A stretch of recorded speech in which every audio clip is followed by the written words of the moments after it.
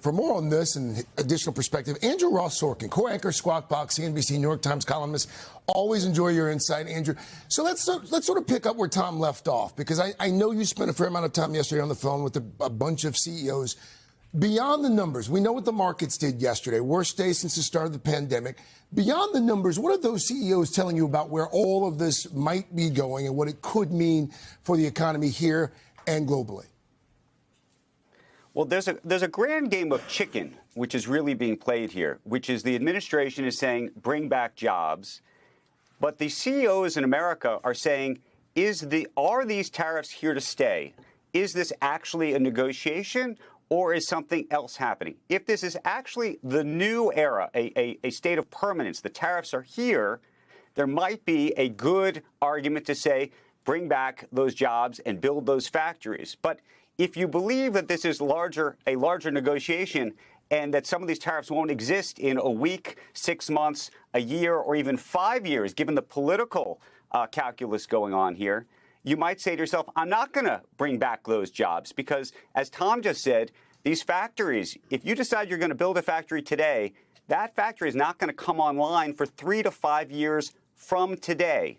And so that is the big issue. And in the meantime, some of these CEOs are saying, I'm going to wait and see how this plays out, which also means that they're not going to be investing either here or abroad. At the same time, they're increasingly, the multinational companies, the Nikes, the Starbucks, the McDonald's of the world, are very worried about what's happening in these other countries and how they are being perceived. Are people going to buy their products? Are people going to walk into a McDonald's? Are they going to walk into a Starbucks? Are people going to want to take jobs at these companies? You know, the American dream provided a remarkable halo over American businesses doing business abroad for many, many years. And it feels like a lot of these CEOs are saying that that halo is disappearing. Even if, Andrew, you like this idea, and I think a lot of people watching are like, yeah, we'd like to see things built here in America. We'd like to have more manufacturing here in America. Right. Seems like a lot of the experts are saying these tariffs were so indiscriminate, just across the board.